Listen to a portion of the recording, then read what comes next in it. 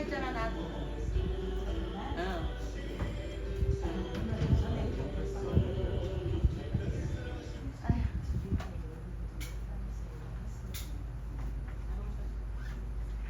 찬송 부르겠습니다. 경배 189장입니다.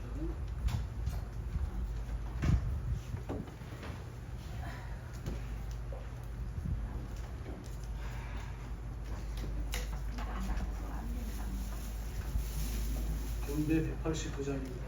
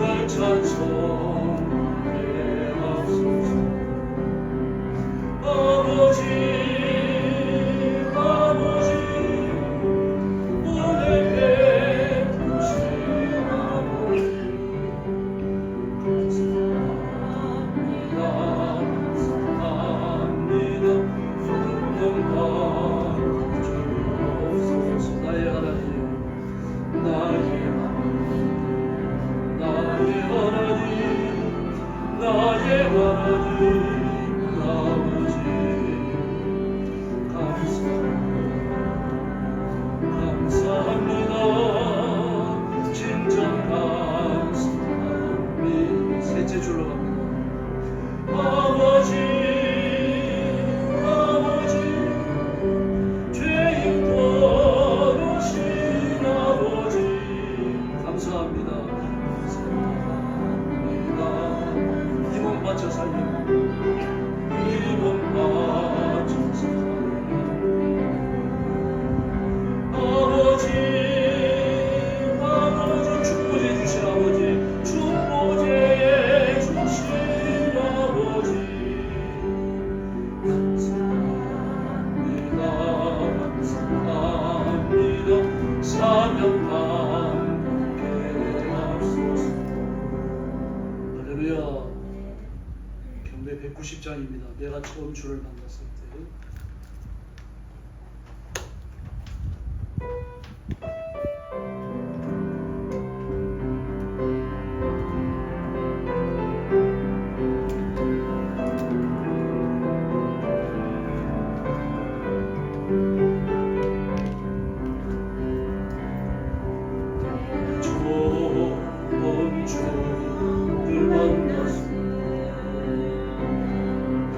배웠고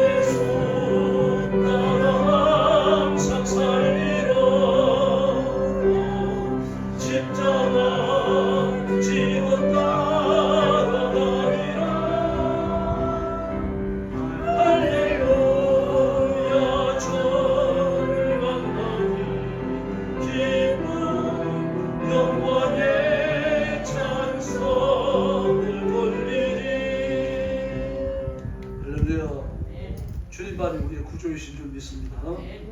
191장 부르겠습니다. 세상 사람 날 부르고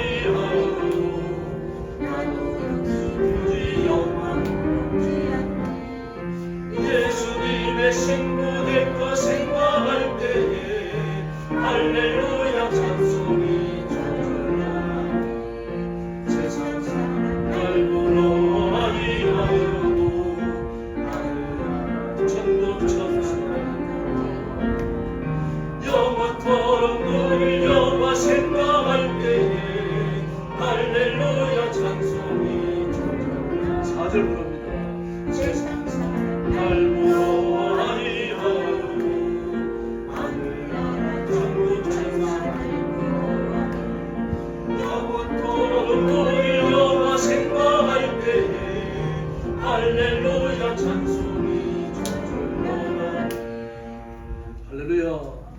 찬송가 338장 부르겠습니다. 338장입니다.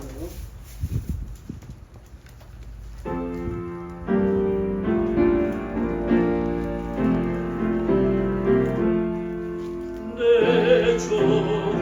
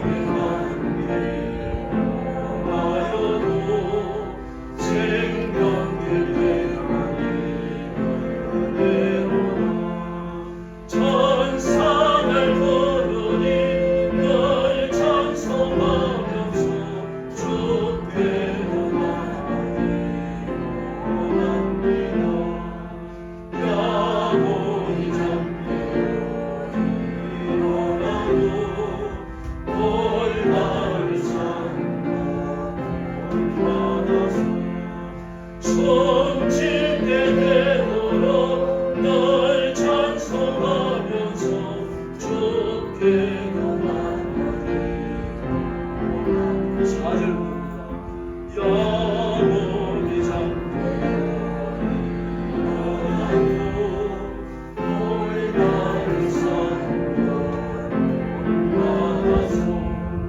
섬짓게 되도록 널 찬송하면서 주께로 나가리 원합니다.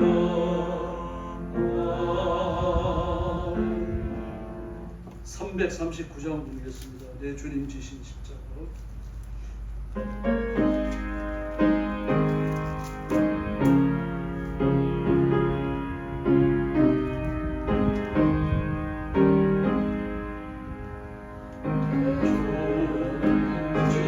주신 십자가 우리 만지다 네게 가진 넌 십자가 내게 곧 있도다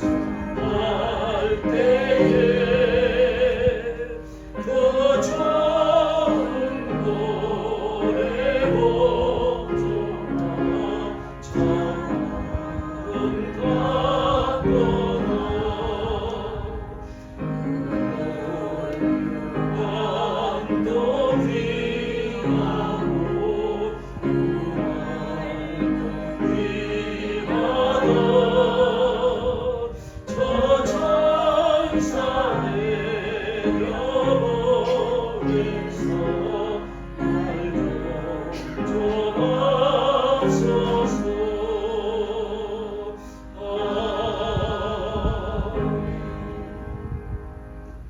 이제 강예수 권사님 나오셔서 기도해 주시겠습니다.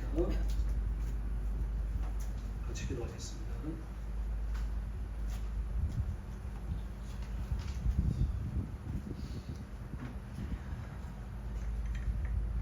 사랑과 은혜가 풍성하신 하나님 아버지, 죄와 허물로 죽은 저희를 그리스도의 보혈로 씻겨 하나님의 자녀 삼으신 은혜에 감사합니다.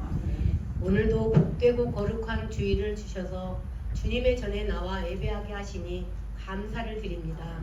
지난 한 주간 동안 말씀대로 살지 못한 저희의 모든 죄와 허물을 주님의 보혈로 다시 깨끗게 하시고 신령과 진정으로 드리는 예배를 기쁘게 받아 주시옵소서. 하나님, 이 지금 고통 중에 있는 나라와 민족을 기억해 주시고 모든 혼란과 갈등을 이기게 하여 주시옵소서. 주님의 공의와 사랑이 강물처럼 흐르는 복된 나라, 대통령과 정치인들이 지혜로워 하나님의 뜻을 따라 백성을 섬기게 하시고 소외되고 어려운 이웃들의 아픔을 돌아보는 복받는 민족이 되게 하여 주시옵소서. 사랑이 많으신 하나님 아버지, 죽음의 북한 땅에도 주님의 기적과 은혜를 베푸셔서 복음이 전파되며 고통당하는 모든 백성이 자유롭게 살며 주님을 향하는 날이 속히 오게 하여 주시옵소서. 지금 전 세계가 전쟁과 기후, 재앙과 내란의 위기에 빠져 있습니다. 고통당하는 백성들에게 자비를 베푸셔서 살 길을 열어주시고 온 세계 이방의 땅에서 생명 바쳐 복음 전하는 선교사님들과 성도들의 헌신을 돌아보시고 선교의 현장마다 기적을 베풀어 주시옵소서. 또 이 민족과 온 인류를 창궐하는 모든 질병과 재난에서 지켜주시고 하나님의 통치로 온전히 치료받게 하여 주시옵소서. 사랑의 하나님 아버지, 우리 영광교회에 하늘의 복을 내려 주시옵소서. 살아있는 교회, 뜨거운 교회, 날마다 구원받는 자가 더하는 부흥하는 교회가 되게 하여 주시옵소서. 예루살렘 교회처럼 전도하며 성장하는 교회가 되며 성도들은 물질의 복과 건강의 복을 받아 죽도록 충성하게 하여 주시옵소서. 교회의 재정의 부흥도 주시옵소서. 눈물로 기도하며 말씀 전하시는 담임 목사님께 성령의 권능과 은사를 더하셔서 말씀을 외치실 때 온 성도들이 말씀을 믿음으로 받으며 은혜 받게 하시고 온 교회가 주님의 사랑으로 서로 섬기며 돌아보고 전도와 선교에 힘쓰는 축복의 공동체가 되게 하여 주시옵소서. 오늘도 하나님께 큰 영광을 받으시고 하늘의 새 은혜를 부어 주시기를 원하오며 예수님의 이름으로 기도하옵나이다. 아멘.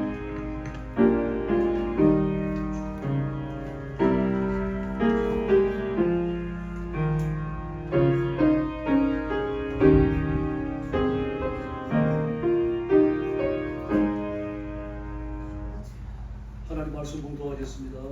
고린도후서 9장 1절부터 15절까지 한 절씩 교도하겠습니다. 신약성경 295페이지입니다.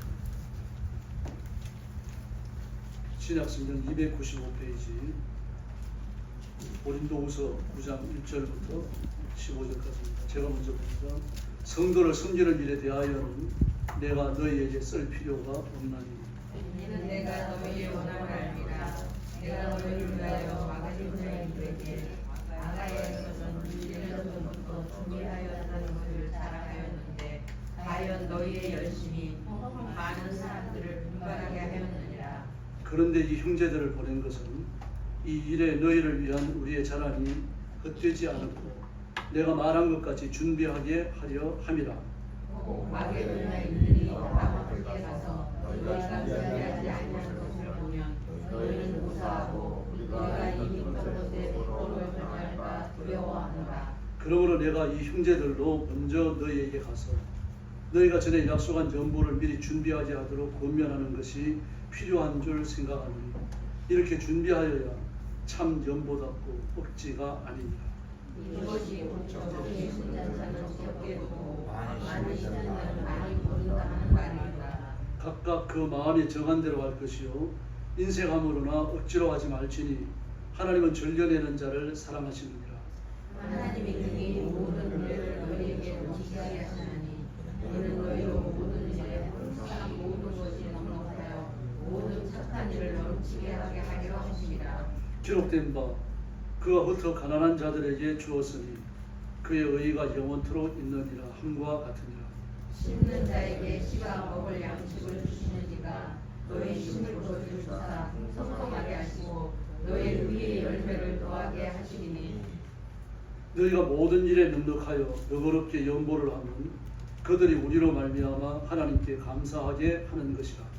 이 봉사의 친구가 성도들의 행복한 것을 구원할 뿐아니라 사람들이 하나님께 드리는 많은 감사로 말미암아 넘쳤으니라. 이 증거를 삼아 너희가 그리스도의 복음을 진실히 믿고 복종하는 것과 그들과 모든 사람을 섬기는 너희의 후한 연보로 말미암아 하나님께 영광을 돌리고 또 그들이 너희를 위하여 간구하며 하나님이 너희에게 주신 착한 은혜로 말미암아 너희를 사모하느니라. 15절 같이 봅니다. 말할 수 없는 그의 은사로 말미암아 하나님께 감사하노라. 아멘. 헌금 확장 이어가지고 구자에서도 헌금에 관하여서 중요한 신학적 원리와 해석을 보여주고 있습니다. 그리고 헌금을 위한 성도들의 결단이 어떻게 나타나는지를 보여줍니다. 마게도냐 교회에 고린도 교회는 1년 전부터 준비했다 그렇게 이야기를 했어요. 그래서 마게도냐 교회 성도들이 상당히 보전을 받습니다. 마게도냐 교회라고 하는 그런 교회가 있는 건 아니고요. 마게도냐가 로마에 점령당한 국가 이름입니다. 알렉산더 대왕이 죽었을 때 그 휘하에 아주 용맹하고 많은 군사를 거느리는 5 장군이 있었습니다. 그 장군들이 알렉산더가 다스리는 나라를 5쪽으로 나누어서 하나씩 가져가요. 그중에 안디오쿠스 에피파네스 가문이 이 마게도니아를 가지고 갑니다. 하나님의 교회의 역사에 아주 중대한 역할을 합니다. 좋은 뜻에서 좋은 역할을 하는 게 아니고 아주 나쁜 역할을 해요. 그 안디오쿠스 가문이 내어놓은 에피파네스는 적그리스도에 비견되어질 때 아주 악행이 뛰어요. 하나님의 은혜로 선행을 베풀어도 부족할 판인데 뭐 그냥 적그리스도에 비견될 정도로 그가 적그리스도다 이렇게 말할 정도로 그가 악해요. 오늘 그가 다스렸던 나라가 바로 마게도냐입니다. 마게도냐의 수도가 데살로니가. 그리고 데살로니가를 중심으로 해갖고 여러 교회가 안에 있었던 겁니다. 그러므로 어느 한 교회를 지명한 게 아니고 데살로니가 교회를 중심으로 해갖고 여러 교회들 한꺼번에 지명을 하는 겁니다. 그래서 마게도냐 교회 이렇게 불렀어요. 그래서 이 교회들이 서로 간에 연락을 하고 또 헌금하기로 작정을 하고 그래서 헌금을 했는데 그것은 고린도 교회를 돕기 위한 것입니다. 4절 말씀에 보니까 혹 마게도냐인들이 나와 함께 가서 너희가 준비되지 아니한 것을 보거든 너희는 아가야 교회를 이야기하는 거죠. 고린도 교회를 말하는 것입니다. 그렇게 자랑하고 1년 전부터 이걸 위해 기도하면서 특별한 걸 준비했다고 내가 그렇게 말을 했는데 만약에 마게도냐인들과 같이 이 너희 교회를 방문했을 때 고린도 교회를 방문했을 때 아무런 준비도 하고 있지 않으면 내 얼굴이 뭐가 되겠느냐. 사실 그렇잖아요. 또 실제로 고린도 교회가 1년 전부터 뭐 그 예루살렘 교회를 돕기 위해서 준비했다라고 하는 헌금을 준비한다라는 말을 듣고 마게도냐인들에게 큰 도전이 됐거든요. 교훈이 됐거든요. 세상에 1년 전부터 준비를 했다니.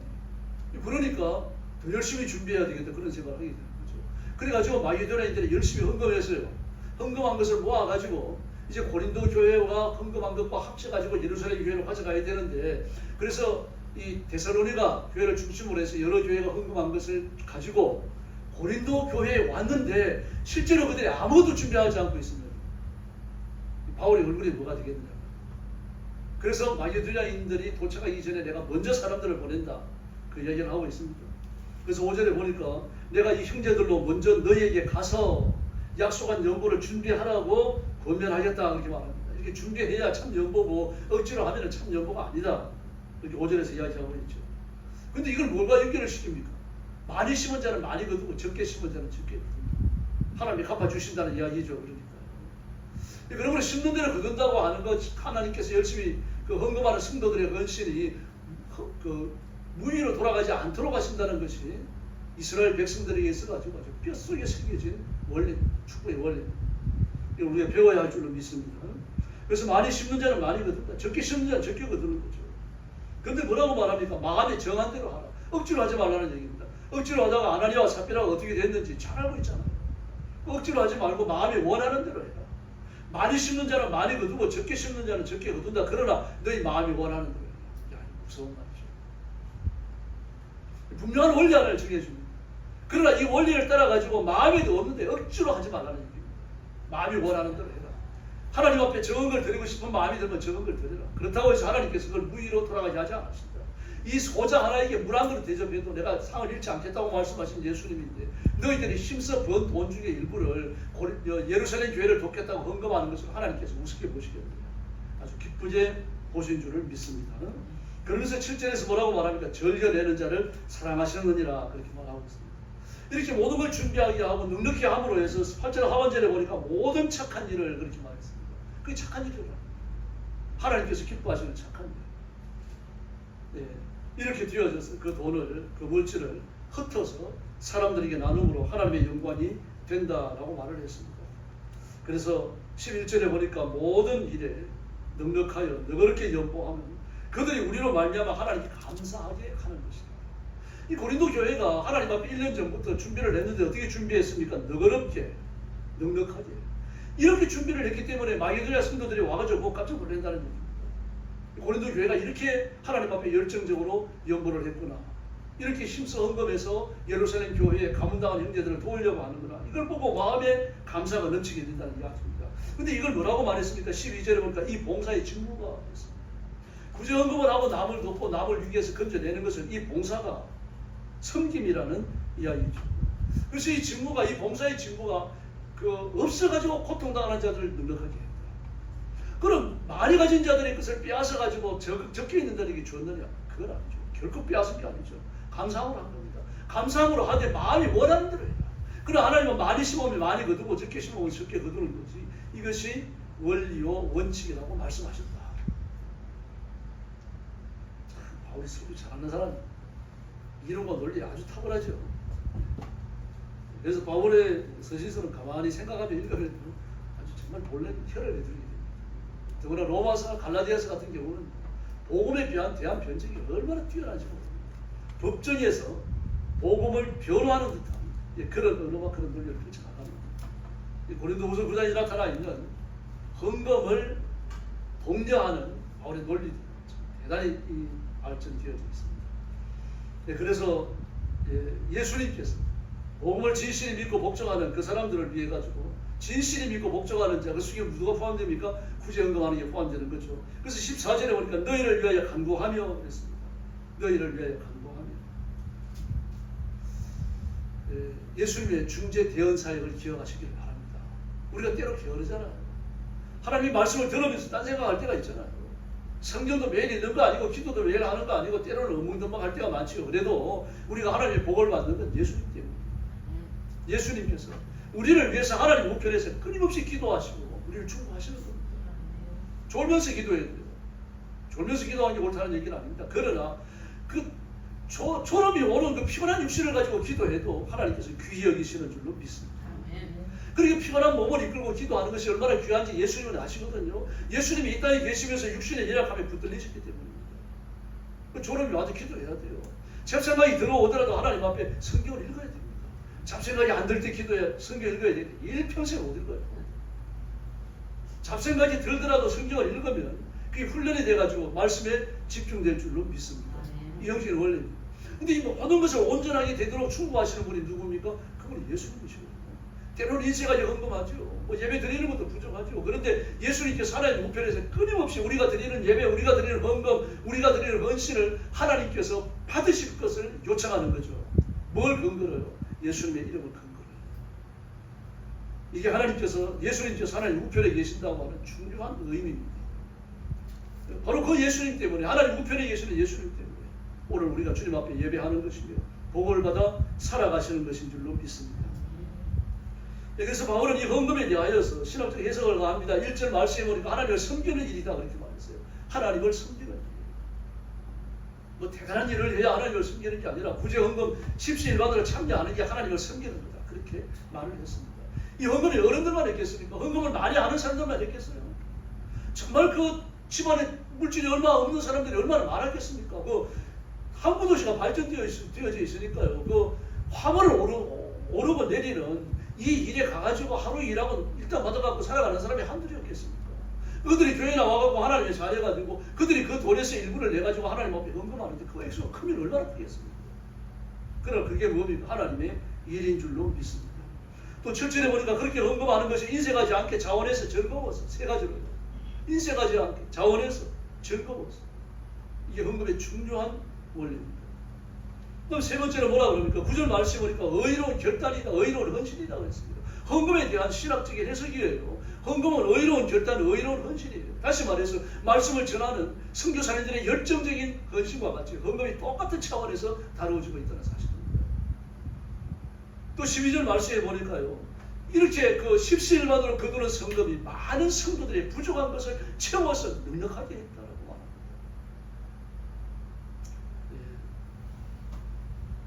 헌금이 전달되기 때문이죠. 100% 전달되니까요. 근데 우리도 뭐 때로는 1년에 한두 번 구제헌금을 해갖고 전달합니다. 그 얼마나 되겠습니까? 얼마 안 되니까 한 4교회, 5교회 모여갖고 이렇게 돈을 한꺼번에 보내기도 하고 그러는데요. 그렇게 보내는 선교헌금이지만 받는 분에게는요, 받는 목사님, 선교사님에게는요, 가뭄의 단비인 줄로 믿습니다. 재난의 현장, 전쟁터, 말할 수 없이 가난한 나라들요. 그런 나라들에는요, 복음을 전하는 데 있어가지고 생수 한 병, 샌드위치 하나, 이게 복음과 함께 건너갈 때 굉장한 위력을 드러냅니다. 그래 먹을 걸 나눠주면서 이렇게 선교하고 나면요, 그 주일날 집회를 드릴 때 그 교회가 그득해집니다. 왜 옵니까? 먹었기 때문에. 예배 드리고 나면 샌드위치 또 준다. 그거 알고 있는 거죠. 그래서 샌드위치를 먹으러 오지만 뭘 듣고 갑니까? 복음을 듣고 가는 거예요. 예, 바로 이 일에 참여하는 게 뭡니까? 그게 선교헌금입니다. 또 13절에 보니까 뭐라 그랬습니까? 이 13절에 헌금에 대한 신학적 해석을 가했습니다. 헌금은 믿음의 의로운 증거물이다. 증거물. 하나님 앞에 내놓는 우리 믿음이 의롭다는, 우리 믿음이 깨끗하다는, 우리 믿음이 하나님 앞에 복종하고 있다는 그 증거가 뭡니까? 헌금이라고 말해요. 구제헌금입니다. 특별히 구제헌금을 꼭 집었어요. 이런 구제헌금과 구제금은 다릅니다. 부헌금은 달라요. 여러분 군대임 미스라고, 군대임 미스나 무슨 월드 칠드런 같은데 헌금하면 조심하셔야 됩니다. SBS에서 지난 3월달인가 5월달에 한번 그 특별 취재를 해갖고 내보냈죠. 그거 다 안 내보내가 10분의 1 내보냈다고 그러더라고요. 너무 뒤에 엄청난 게 있다고. 우리가 많은 헌금하면 1,000원이 현장에 전달된다. 기가 막히죠. 얼마나 많이 광고하러 나옵니까? 그 광고하러 나오는 탤런트들이 있죠. 저 재능 기부에 돈 한 번 안 받아갑니다. 아내자 씨를 비롯해가지고 이름 있는 연예인들이 나오잖아요. 처음부터 재능 기부. 그래가지고 그들은 돈을 받아들여요. 저는 한 통에 2만 원, 3만 원인데 적지도 않아요. 그 돈을 받아들여가지고 현장에 전달되는 건 10분의 1이에요. 한국에 들어와 있는 모든 구호단체는 100% 가요. 100% 구호단체 가요. 직영점이 없어요. 이 직접 지점을 개설해갖고 그 본사에서 직원이 나와가지고 이 지점을 컨트롤하면서 그들의 헌금을 관리하고 우리 보내는 이 제도가 아닙니다. 한국은 사업자가 굿네이버스라고 하는 월드 칠드런이라고 하는 그 똑같은 이름의 사설 지점을 만들어요. 그리고 본사의 허락을 얻는 겁니다. 그럼 얼마 안 온다는 걸 알아요. 얼마 안 온다는 걸 알지만 이거라도 안 하면 돈이 더 적게 오거든요. 거의 안 오거든요. 그걸 허락하는 겁니다. 제가 아는 목사님 아들들 목사 안수까지 받았어요. 근데 굿네이버스에서 일해요. 근데 자기는 목회할 생각이 없다는 얘기예요.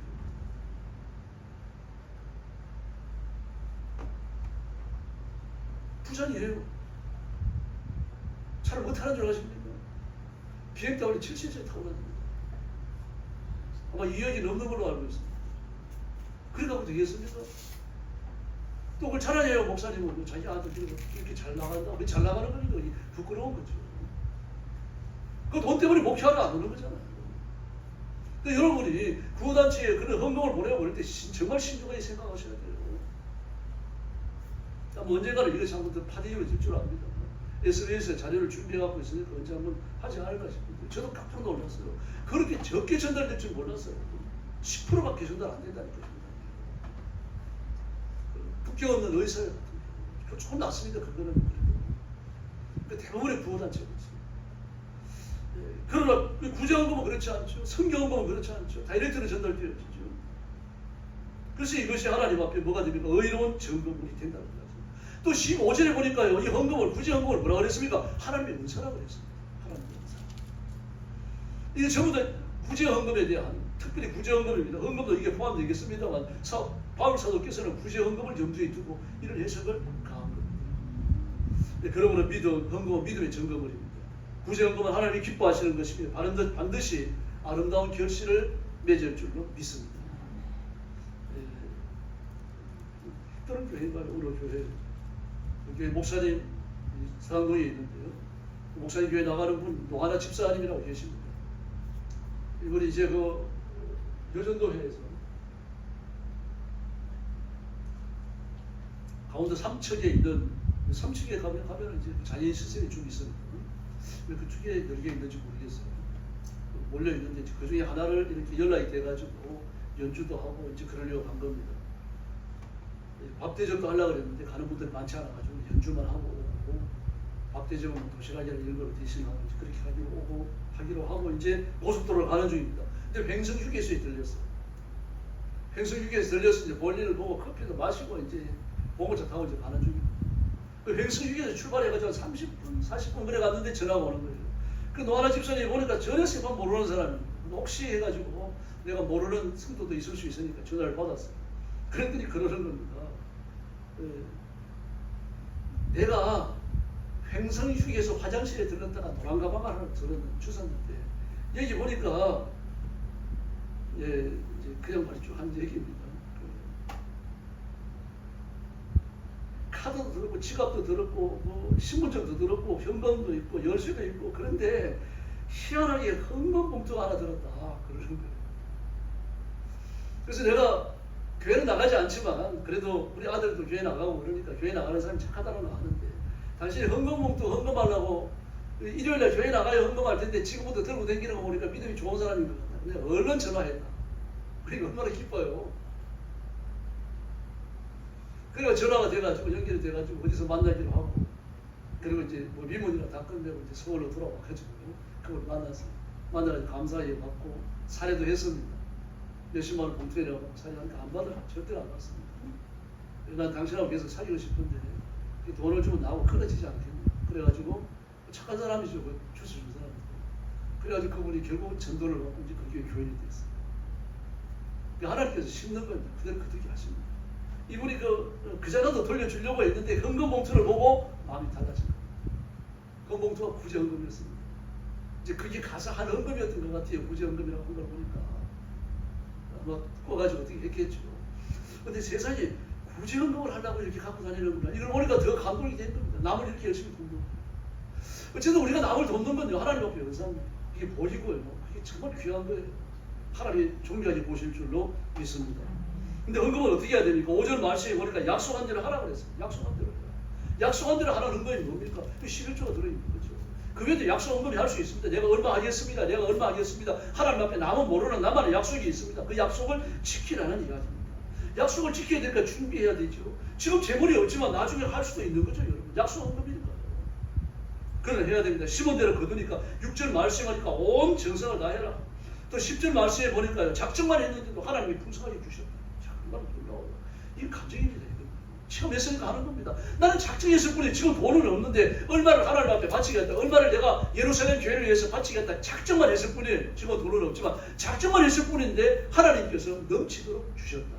할렐루야. 이 복을 받으시기를 바랍니다. 그 10절 말씀에 보니까 그 넘치도록 주신 하나님의 은혜를 바울이 해석을 하고 있습니다. 어떻게 해석합니까? 파종하는 자에게 씨와 먹을 것을 주신다. 말씀을 하십니다. 씨와 먹을 것을 구분했습니다. 씨는 왜 필요합니까? 또 뿌리라고 필요한 거죠. 먹을 것을 지금 먹으라고 주시는 거예요. 헌금하면 내가 먹는 걸 덜 먹어야 되고 내가 쓸 돈을 덜 써야 됩니다. 더구나 이 당시는요. 뭐 돈을 얼마 가져와야 구매해야 되고 하는 게 여러분 아주 천박해요. 일천합니다. 천박하다기보다도 보잘것없다는 이야기입니다. 그런 중에서 떼어가지고 헌금을 하면 덜 먹어야 됩니다. 내 가족도 덜 먹어야 돼요. 근데 하나님이 어떻게 말씀하십니까? 풍성하게 먹도록 씨앗을 주시고 또 파종하도록 씨앗을 주시고 먹을 것을 같이 주신다. 할렐루야. 이 하나님의 은혜입니다. 홀랑 닦아 잡수고 잘했다 이런 말 다음에 더 많이 바쳐라. 그러시는 분이 아니라는 얘기입니다. 그 의의 열매 하나님께서 기뻐 받으시는 줄로 믿습니다. 그래서 인색함으로 하고 억지로 하지 마라. 이 마음에 정한 대로 하라는 얘기는 성령님이 감동하시는 대로 하라는 얘기입니다.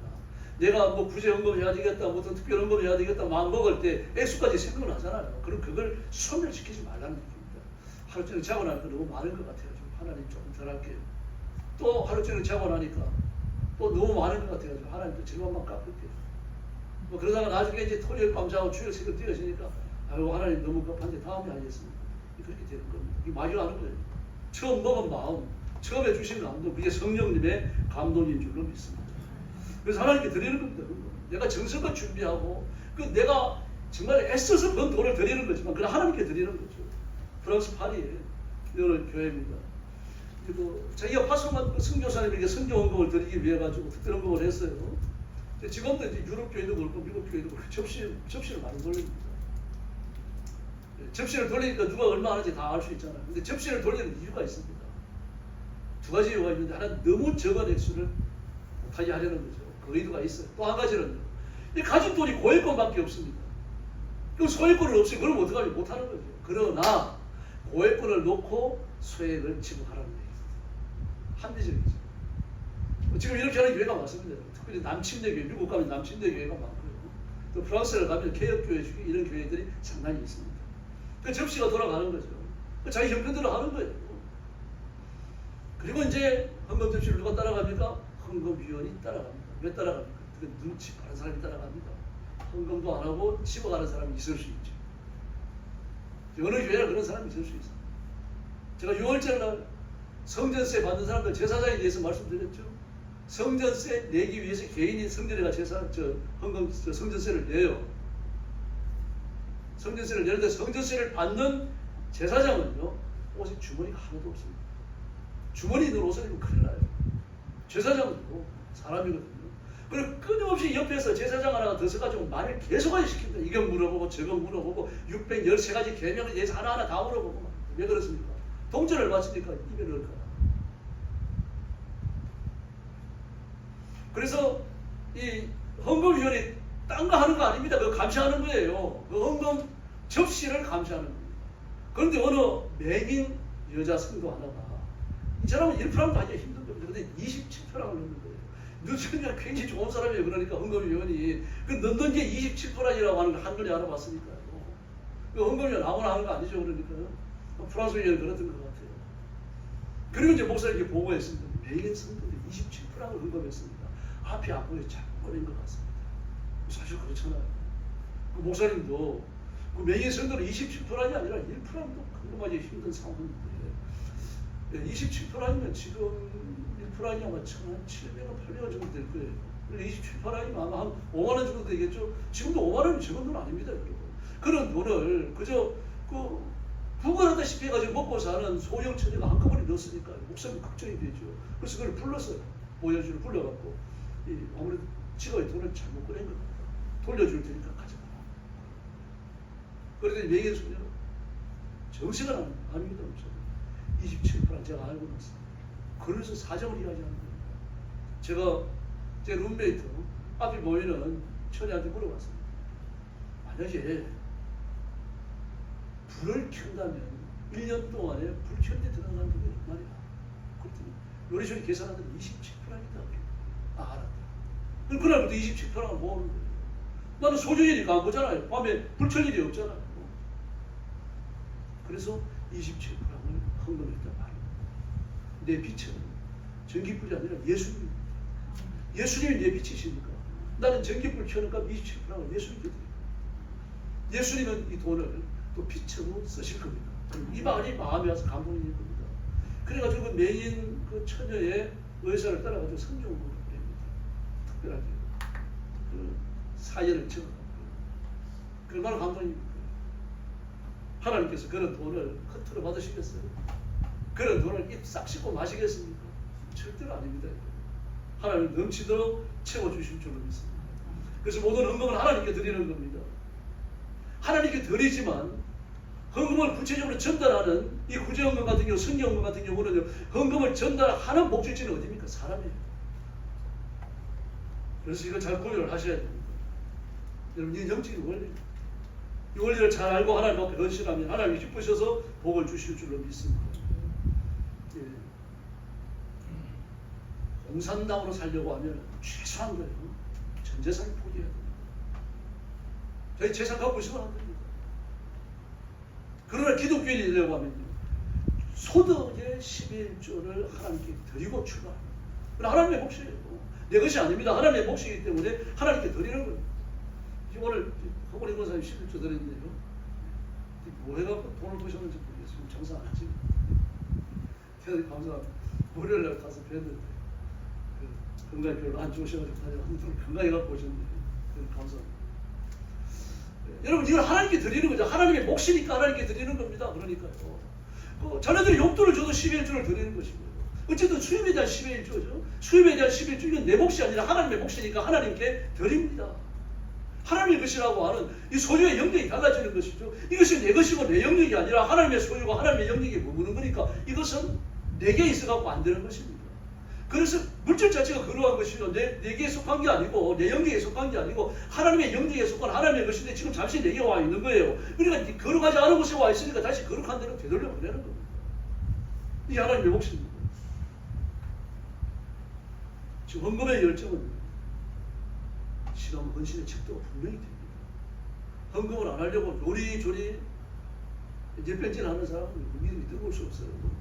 예수님이 뭐라고 하셨습니까? 내 물질이 있는 곳에 내 마음이 있다라고 이야기했습니다.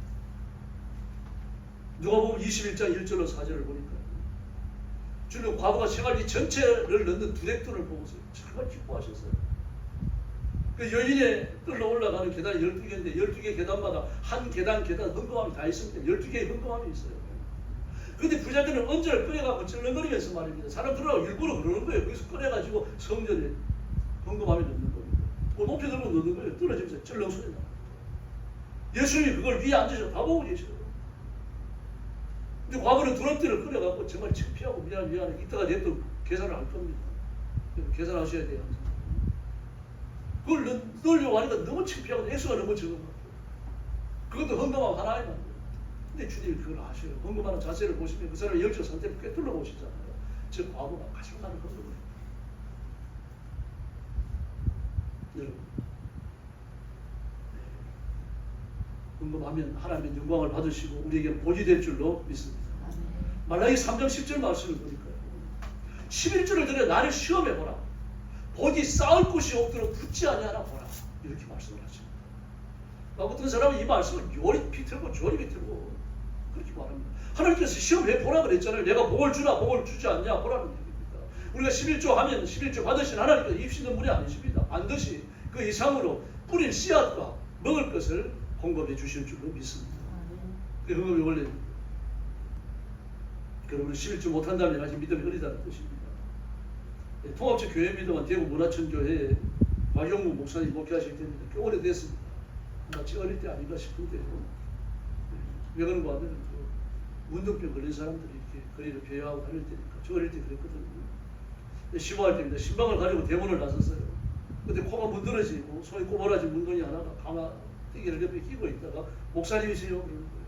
예, 그런데요. 제가 목사입니다. 문화천 목사입니다. 그랬더니 좀 뵙고 싶어서 예, 뭐 말씀하세요. 좀 뭐라 그래요? 차라도 대접해야 되죠. 근데 문둥병자니까 차마 그 말 못했던 거예요. 나중에 목사님이 이것 때문에 많이 울었다 그러시더라고요. 그런데 길거리에 서가지고 얘기하는 거예요. 지금 뭐 얘기하고 싶어서 왔다, 뵙고 싶어서 왔다, 상담할 게 있어서 왔다는 거 아닙니까? 그러면 얼른 안으로 모시고 들어가야죠. 누가 됐든지 간에. 저는 상주에서 사는데 저도 예수 믿습니다. 근데 참 반갑습니다. 다름이 아니라 11조를 바치러 왔습니다. 그러면서 35원을 깡통에서 꺼내는 겁니다. 그러면서 쉬는 거예요. 5원짜리 10장, 1원짜리 20장이에요. 목사님 순식간에 전기에 감전된 것처럼 말입니다. 머리 끝에서 등골을 타고서 찌릿찌릿하게 흘러내려가는 거예요. 눈물도 피더라고요. 그래서 어이없게 얘기했어요. 부형님, 11조를 본교회에 바쳐야죠. 그랬더니 이 박용호 목사님 평생이 못 읽는 말을 문둥한 자가 그 성도 목사님 보시다시피 저는 문둥입니다. 문둥이한테 본교회가 어디 있겠습니까? 그 중간에 출석하는 교회가 본교회죠. 못 들어오게 하는 교회도 많은데 그러면 제가 창문 밑에 서서 예배 드리려고 합니다. 그 말을 듣는데 그래도 들어가는 소리를 못했다. 그럼 그냥 가는 거예요. 그리고 신방 갔다 와서 설교 준비하러 책상 위에 앉고 또 기도하러 엎드리고 그럴 때마다 그 생각이 나는 거예요. 그건 한 말 한마디 한마디가 귀에 들어오는데 왜 들어오라고 안 했을까? 앞으로 대구 올 때마다 우리 교회 오라는 말을 왜 못했을까? 후회하시더라고요. 그리고 그 주일 안예배 때 물면서 그 안정을 했어요. 그럴 때는 온 성도들이 은혜를 받고 11조 안 하던 많은 성도들이 11조를 결심합니다. 세상에 문둥이 가는 11조를 우리가 안 해요. 11조는 헌금의 표준입니다. 그러므로 11조는 아무리 적은 수입이 있더라도 아무리 큰 수입이 있더라도 해야 됩니다. 로페는 재단을 건설한 사람입니다. 욕도 많이 먹어요. 정말 생명을 걸고 텍사스 석유를 개발해내는 사람이죠. 그 텍사스 석유를 개발해내는 과정에서 정말 죽을 각오를 합니다. 정말 기도 많이 했어요. 파도 석유가 안 나와요. 근데 유전검사를 하는 사람들은 석유가 있다는데 아무리 파도 안 나오는 거예요. 나중에 돈을 못 받으니까 말이죠. 혹돈이 일어나고 죽이려고 그러고 말이죠. 근데 엎드려 기도하게 할 게 없어요. 돈도 떨어지고. 하나님이 그러시면 조금만 더 팔아, 조금만 더 팔아.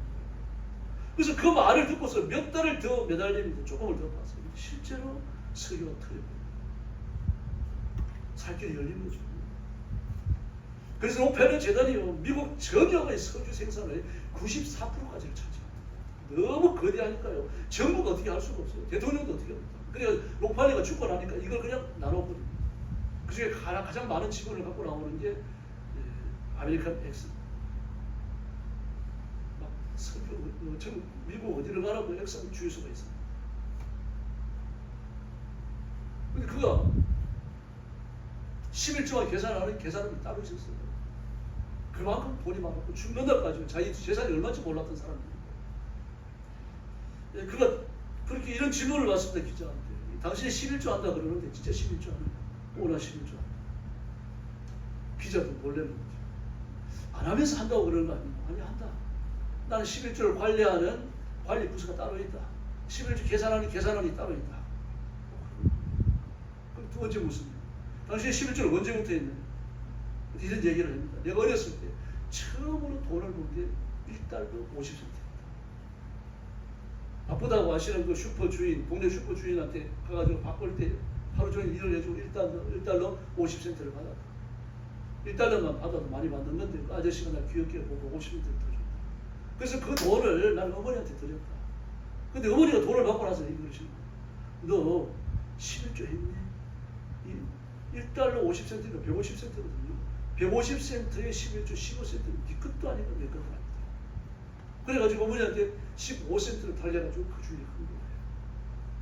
그러면서 어머니가 그러시는 난 네가 너무 자랑스럽다. 앞으로 너는 하나님 많은 복을 주시고 큰 복을 주실 텐데 어떤 돈을 벌더라도 절대로 11조를 빼지 마라. 그런 거예요. 근데 그가 이런 얘기를 합니다. 나는 난생 처음 번 돈의 11조 15센트를 하나님께 드렸고 그때부터 지금까지 11조를 빠진 적이 없다. 만약에 그때 내가 15센트 1불 50센트의 11조 15센트를 드리지 않았다고 하면은 처음으로 100만 달러를 벌었을 때도 11조를 못 드렸을 것이다. 100만 달러면 지금 시간 4억 정도 되는 거죠. 시간 3, 4억. 얼마나 놀랍습니까? 여러분 11조 10억 수입이 생기면 1억 11조 드릴 수 있겠습니까? 100만 원 벌 때도 11조 10만 원 양봐서 벌걸 뜨면요. 하나님이 10억을 주시겠습니까?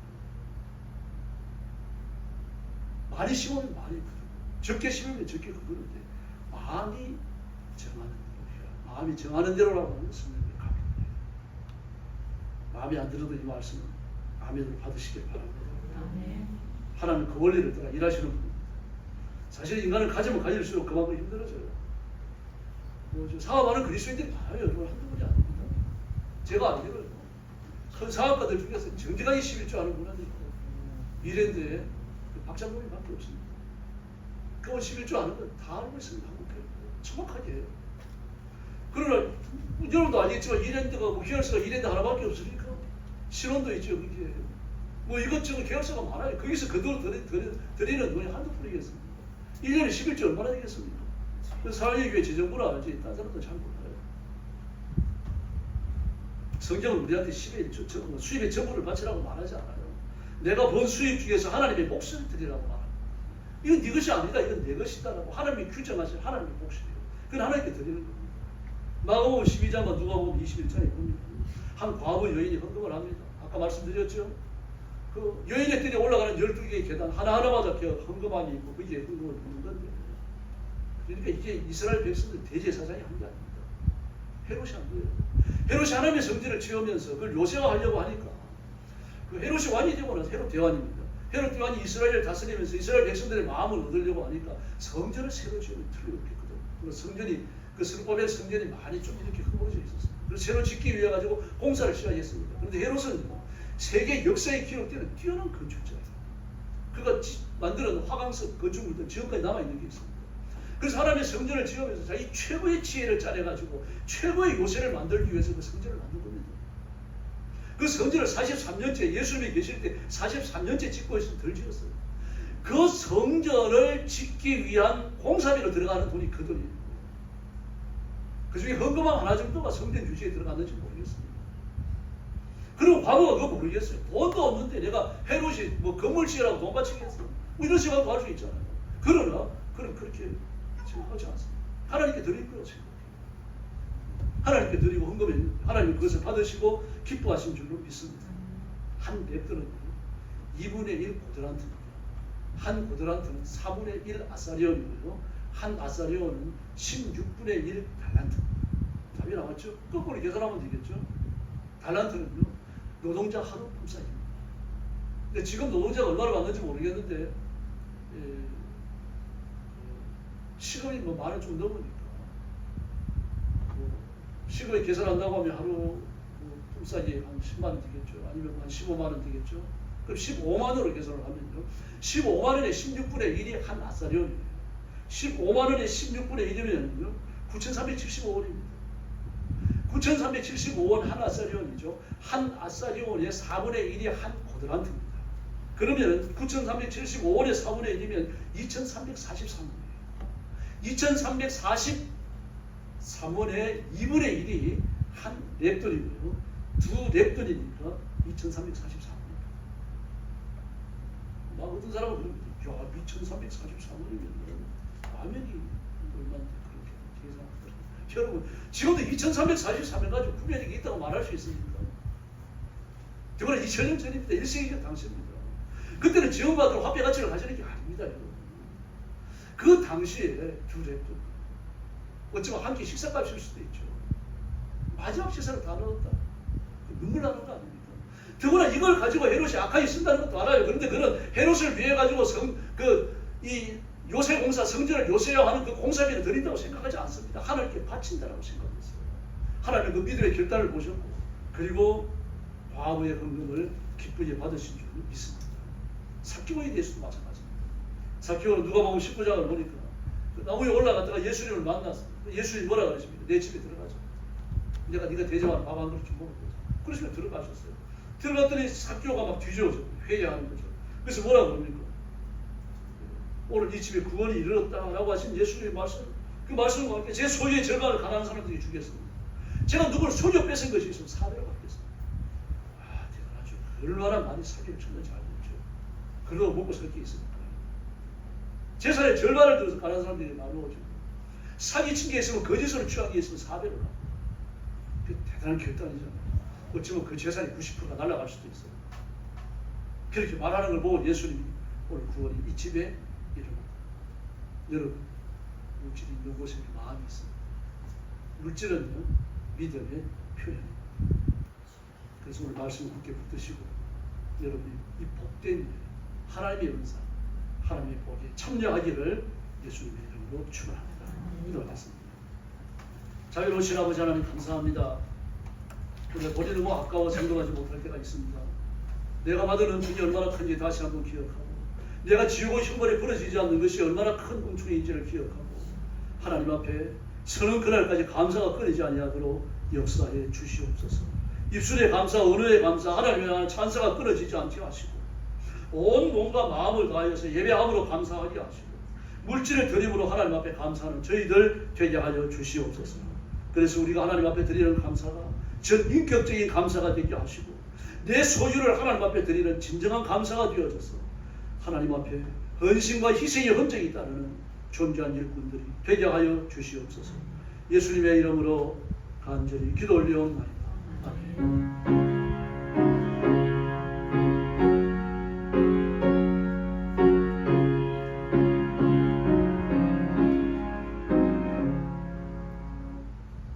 찬송가 95장 부르겠습니다.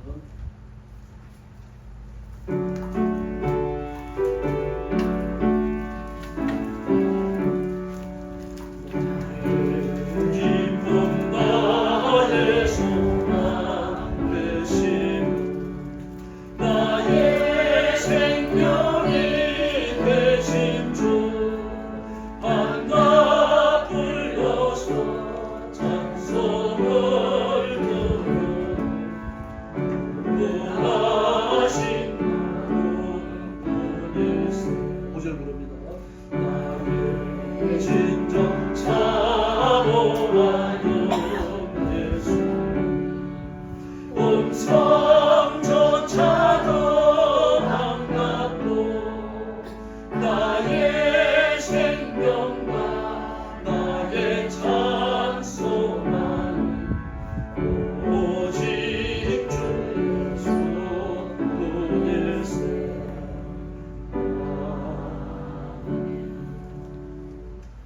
주중에 모이는 예배와 기도에 열심히 참석해 주시고요. 특별히 하나님 앞에 개인적인 기도 좀 쉬지 않도록 그렇게 해주시기 바랍니다. 교회를 위해서 기도해 주시고 나라와 민족을 놓고 힘써서 기도해 주시기 바랍니다. 그리고 무더위가 계속되고 있습니다. 더위 주의하시고 특별히 출입할 때 물 많이 드시고 우산 같은 거, 양산 같은 거 챙기시고 그렇게 하시기 바랍니다. 여러분도 보셨겠습니까? 양산이 흰색보다는 검정색이 햇빛 차단율이 거의 50% 이상 우수하더라고요. 그 흰색 양산은 그 햇빛 차단율이 한 50%는 되는데 검정색 유산은 햇빛 차단율이 95%, 94%. 그래서 양산 같은 경우는 우산 펼쳐들고 나가세요. 좀 보기에는 그래 보이 건강에 좋으니까 그렇게 하시고 그리고 한 주간 동안 지내면서 성경 읽고 기도하는 거 좀 꾸준히 해주시면 좋겠습니다. 옆에 계시는 분들하고 인사 나눠주시기 바랍니다. 할렐루야. 한 번 더 인사합시다. 11조 합시다. 할렐루야. 축복하겠습니다. 이제는 우리 구주 예수 그리스도의 은혜와 하나님 아버지의 극진하신 사랑과 성령님의 도우심과 인도하심과 교통하심이 오늘 예배에 참석하여 기쁨으로 말씀을 받고 이 말씀을 따라 헌신하며 하나님 앞에 하나님이 기뻐하시는 종으로 쓰임받기 원하는 사랑하는 모든 성도들 머리 위에 영원토록 함께 계실지어다. 아멘.